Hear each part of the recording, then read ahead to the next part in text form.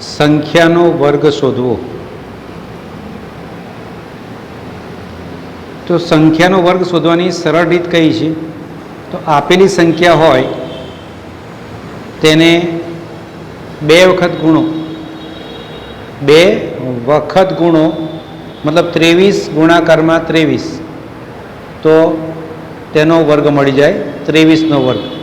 23 ગુણાકારમાં 23. પણ વિસ્તરણ સૂત્ર, નિત્યસમ સૂત્રનો ઉપયોગ કરીને પણ તેને શોધી શકાય છે. 23 એટલે તેમાં દશકના ભાગ તરીકે 20 + 3 લખી શકો તમે.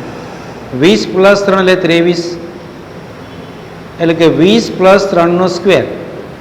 અને એ રીતે તમે એને છૂટા પાડીને વિસ્તરણ કરો. આ વિસ્તરણ કરીને તેના સરવાળાને તમારા 23 ગુણાકારના 23ના પરિણામ સાથે સરખાવો, સમાન આવશે. તો એ રીતે તમે કરી શકો છો. એ જ રીતે જો અહીંયા આગળ 39નો વર્ગ, 42નો વર્ગ કેવી રીતે કરી શકાય? તો 40 + 2 છે. ફરીથી જુઓ, 40 + 2 છે. આ બે ટુકડાને એક વખત 40 સાથે, એક વખત 2 સાથે ગુણાકાર કરીને, મતલબ એનું વિભાજન કરીને આપેલા પરિણામોનો સરવાળો કરી તમે તે સંખ્યા મેળવી શકો છો. પણ આ રીતનો બહુ વ્યાપક ઉપયોગ થતો નથી. સામાન્ય રીતે વિદ્યાર્થીઓ ગુણાકાર આપેલી સંખ્યાનો 2 વખત કરીને એનો જવાબ મેળવે છે, અથવા તો સૂત્ર તરીકે પણ નિત્યસમનો ઉપયોગ કરીને પણ કરતા હોય છે. તો એ રીતે જો કરવું હોય તો પણ કરી શકાય. હવે વર્ગ શોધવા માટેની જે અન્ય રીતો છે તેમાં ખાસ જેના એકમનો અંક 5 આવતો હોય, એકમનો અંક જો બધામાં 5 છે, તો જેનો એકમનો અંક 5 આવતો હોય તે સંખ્યાનો વર્ગ કરવો બહુ સહેલો છે. તો પહેલાં 5 હોય તો એ અંતિમ સંખ્યા 2 25 આવશે.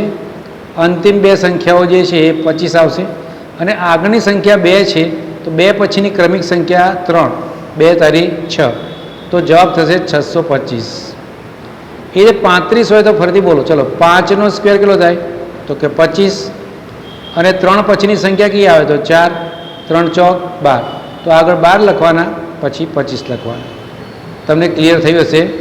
જો એક ઉદાહરણ લખું, તમે અહીંયા જુઓ, તમારા રીતે જ તમે એનો જવાબ કરો. ચલો હું અહીં લખું છું 85નો વર્ગ. ચલો 85નો વર્ગ લખો તો બોલો. ચલો પહેલાં 5ની જગ્યાએ શું લખવાના? 5નો વર્ગ બોલી જવાનો 25. અને 8 પછીની સંખ્યા કઈ આવે? 8 પછીની સંખ્યા 9. 8 પછીની સંખ્યા કઈ આવે? 9. 8 9 કેટલા થાય? 72. તો અહીંયા આગળ 72 મૂકી દેવાના. તો આ થઈ ગયો 85નો વર્ગ. તમને ક્લિયર થઈ ગયું હશે. બધા બરાબર ધ્યાનથી જુઓ. દાખલા 95નો વર્ગ કીધો હતો, 105નો વર્ગ કીધો છે. શું કરવાનું? તો પહેલાં 5ની જગ્યાએ છેલ્લા 2 અંકોમાં 25 મૂકી દેવાના. આગળ 5 પછી આગળ 10 છે. 10 પછીની સંખ્યા કઈ આવે? તો 10 પછીની સંખ્યા આવે, 10 પછીની સંખ્યા આવે 11. તો 10 ગુણાકારમાં 11 કરો તો કેટલા થાય? 110. તો 105નો વર્ગ કરો તો 11,025 તમને મળે છે. તો આ પ્રકારે તમે અલગ અલગ સંખ્યાઓ જેનો અંક એકમનો 5 છે તેના વર્ગ તમે શોધી શકો છો. ત્યાર પછી પાયથાગોરિયન ત્રિપુટીઓ. પાયથાગોરિયન ત્રિપુટીઓ એટલે પાયથાગોરસે જે કાટકોણ ત્રિકોણમાં કર્ણની બાજુ શોધવા માટેનું જે એને સૂત્ર આપ્યું, અથવા તે સૂત્રની મદદથી કાટકોણ ત્રિકોણની બાજુઓના 2 આપેલા હોય તો ત્રીજી શોધી શકાય. તે માટે બહુ મહત્ત્વનું જે પરિણામ, પ્રમેય અથવા તો સિદ્ધાંત આપ્યો છે તે પાયથાગોરિયન ત્રિપુટી માટે ગણિતમાં આપણે અંકોની ગણતરી, વર્ગની ગણતરી કેવી રીતે કરી શકીએ તે અહીં આગળ દર્શાવેલું છે. તો પાયથાગોરસને પહેલાં સમજી લઈએ. પાયથાગોરસ એક કાટકોણ ત્રિકોણમાં થતી બાબત છે. એ સિદ્ધાંત જે લાગુ પડે છે, પાયથાગોરસનો સિદ્ધાંત કાટકોણ ત્રિકોણમાં લાગુ પડે છે. તો અહીંયા આગળ તમે જો ત્રિપુટી આપી છે, દાખલા તરીકે 3નો સ્ક્વેર અહીંયા વર્ગના સંદર્ભમાં છે, 3નો સ્ક્વેર, 4નો સ્ક્વેર એ કરો તો કેટલા થાય? 9 + 16 એટલે 25, એટલે 5નો સ્ક્વેર. તો 3, 4 અને 5 એ પાયથાગોરિયન ત્રિપુટી કહેવાય. એ રીતે 6નો વર્ગ 8નો વર્ગ કરો તો કેટલો જવાબ છે? સરવાળો 100, તો એ 10નો વર્ગ. તો તમે કહી શકો 6, 8 અને 10 એ પણ પાયથાગોરિયન ત્રિપુટી છે. એ જ પ્રમાણે તમે 5, 12 અને 13ને પણ પાયથાગોરિયન ત્રિપુટી, આવી ઘણી બધી ત્રિપુટી. પણ એનું કોમન સૂત્ર અહીંયા તમને મળશે કે કોઈ પ્રાકૃતિક સંખ્યા જેની કિંમત એમની જે કિંમત ધારી છે તે 1 કરતાં મોટી હોય તો બે કાટખૂણો બનાવતી બાજુના વર્ગોનો સરવાળો એ કર્ણના વર્ગ જેટલો થાય. મતલબ 2m² + m² - 1નો સ્ક્વેર = m² + 1નો હોલ સ્ક્વેર. તો આ પ્રકારે જો તમે પાયથાગોરસનું પ્રમેયને જરા બરાબર ધ્યાનથી પહેલાં સમજી લો કે આવો કોઈ કાટકોણ ત્રિકોણ છે એના માટે જ લાગુ પડી રહ્યો છે આ નિયમ. તો કાટકોણ ત્રિકોણની અંદર કાટખૂણો બનાવતી બાજુ જે છે એ પૈકી એકનું માપ 2m² અને બીજાનું માપ છે m² - 1. આનો સ્ક્વેર તમે કરો તો પરિણામ કેટલું મળે?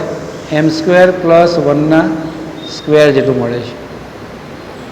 તો અહીં આગળ 2m એક બાજુનું માપ છે, m² - 1 એ બીજી બાજુનું માપ છે અને m² + 1 એ ત્રીજી બાજુનો વર્ગ માપ છે.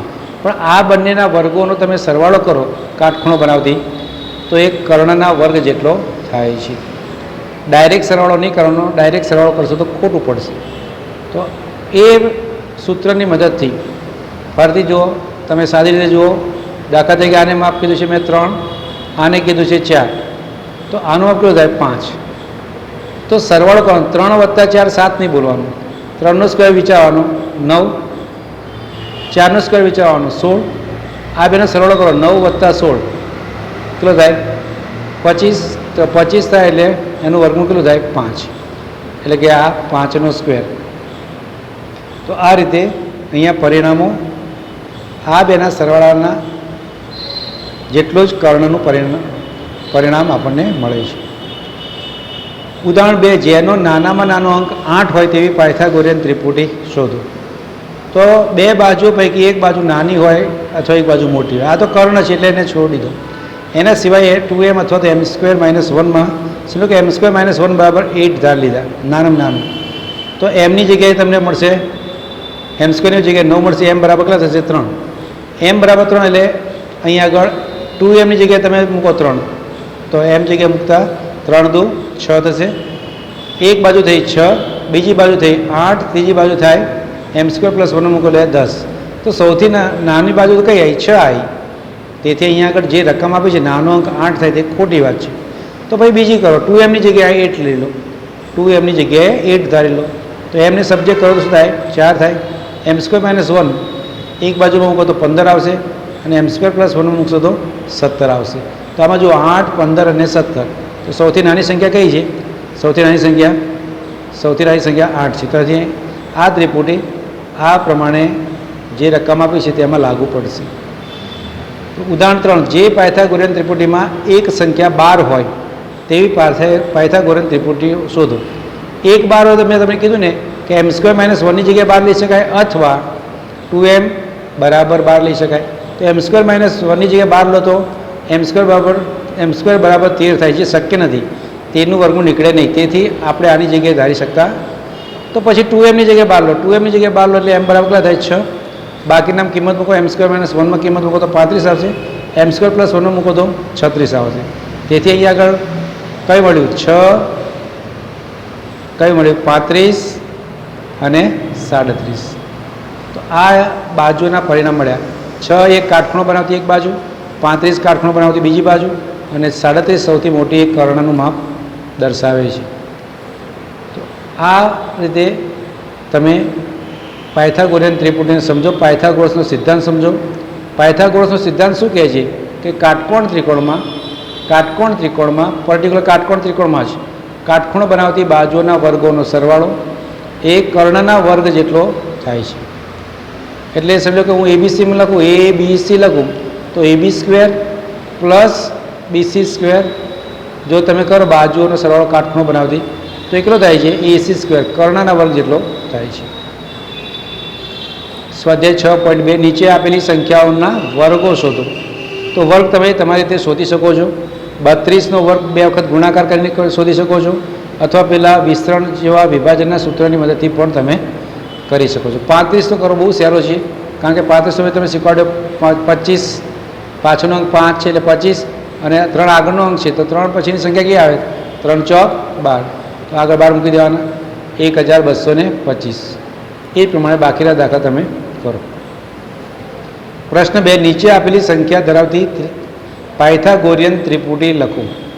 હવે એમાં 6 કીધું છે, તો પહેલો દાખલો હું તમને કરો, બાકીના તમે જાતે કરી શકશો.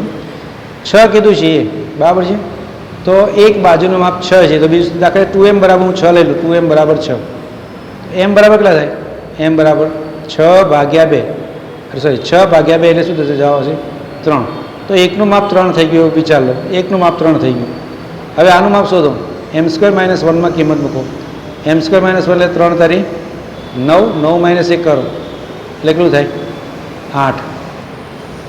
m² - 1, એક માપ આવ્યું 3, બીજું માપ આવ્યું m² - 1 એટલે 3 તારી 9 -1 એટલે 8. 3, 8. હવે ત્રીજું લો, m² + 1 લો. m² + 1, m² ની જગ્યાએ 3 તારી 9 ને 1 10. તો તમારા માપ કયા કયા આવ્યા? તો એક માપ આવ્યું 6, અહીંયા 6 લેવાના છે, 3 નહીં, 6. બીજું માપ આવ્યું 8, આનું માપ થયું 8, અને ત્રીજું માપ થયું કર્ણનું એ 10, એ 10.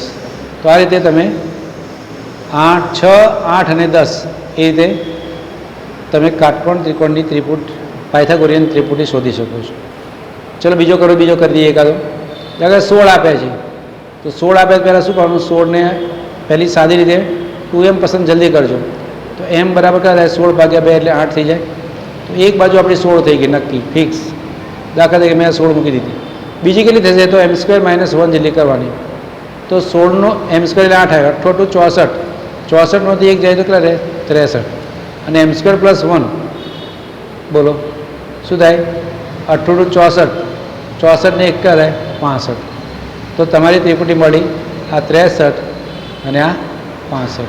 તો 16, 63 અને 65. તો તાળો મેળવવાનો. ચોકું ચોકું 16, છેલ્લો અંક, અને 3 તારી 9.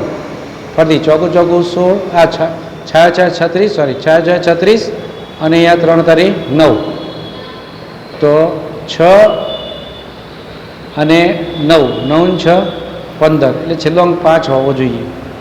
એવું પણ તમે તાળો મેળવી શકો છો.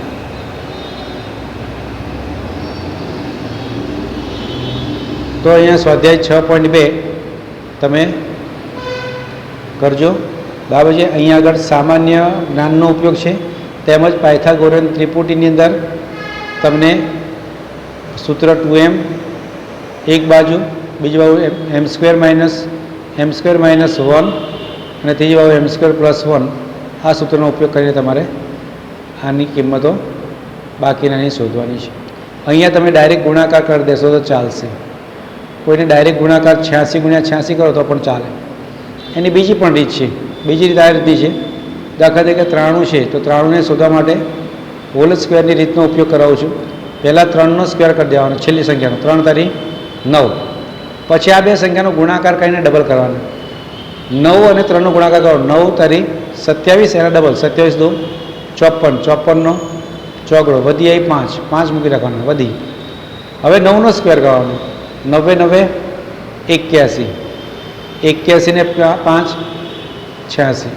તો આનો 93નો વર્ગ કેટલો થાય? તો 8649 થાય. તો આ રીતે પણ ડાયરેક્ટ તમે એનો ગુણાકાર કરી શકો. એના પછીનું ટૉપિક વર્ગમૂળો એ આવતી વખતે જોઈશું.